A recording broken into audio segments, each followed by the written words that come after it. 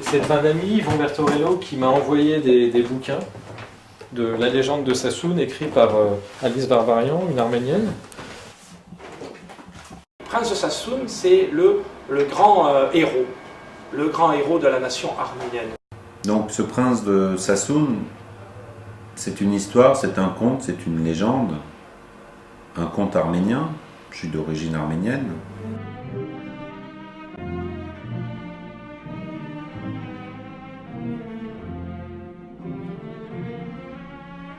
Bien sûr que je suis attendri du fait que ce soit une histoire arménienne, mais ça s'arrête là, ça ne va pas plus loin que ça. Le fond de la BD, c'est qu'on veut faire connaître le héros des héros de l'Arménie. Cette BD, c'est tout doucement fondu avec notre travail.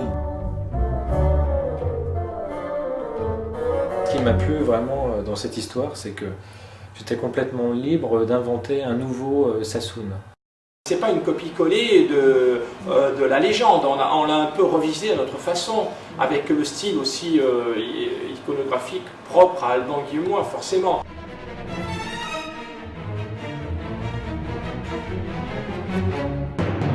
D'ailleurs, vous voyez, c'est assez iconoclaste. On est au XXe siècle, il y a un cheval volant, il y a des réacteurs, il y a des téléphones, et puis ensuite on se retrouve au IVe siècle.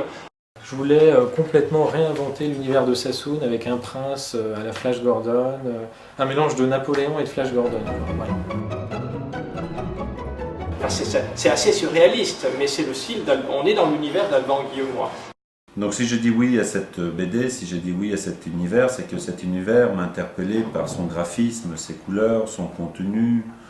Et là, j'ai tout de suite trouvé le lien entre une histoire, un personnage, un produit. Ce que j'aime bien traiter comme univers, c'est ce que j'appelle le futur antérieur. Et donc le futur antérieur, ça veut dire le futur tel que le voyaient nos arrière-grands-parents. C'est un prince, à mon avis, un prince très moderne, puisqu'il est à cheval sur la liberté, il est pour une monarchie sociale, et il se bat, c'est Flash Gordon, il se bat pour la liberté des peuples. Il est toujours optimiste, David de Sassoun. Il remporte toujours la victoire. Et David de Sassoun représente pour les Arméniens le défenseur de la nation, du peuple, à travers l'histoire. Alors, ce qui est intéressant avec cette carte, c'est qu'ici, on voit l'Arménie actuelle en rose, avec le Ralabar ici. En orange, c'est les frontières de l'Arménie historique. Et on s'aperçoit que le Sassoun, c'est ici, avec le lac Van, où David va plonger, chercher son cheval Janak.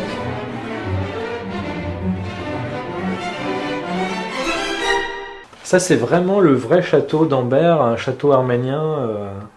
Et donc, je suis parti de ces ruines pour imaginer le château du prince de Sassoun. On est allé en Arménie, et là, on a rencontré par hasard Alain Bicli. Il m'a proposé de travailler avec lui très vite. Je dis banco, oui, ça m'intéresse, on va faire quelque chose ensemble. En tout, ça a duré quoi? Ça a duré même pas une minute. C'est ça qui est fabuleux.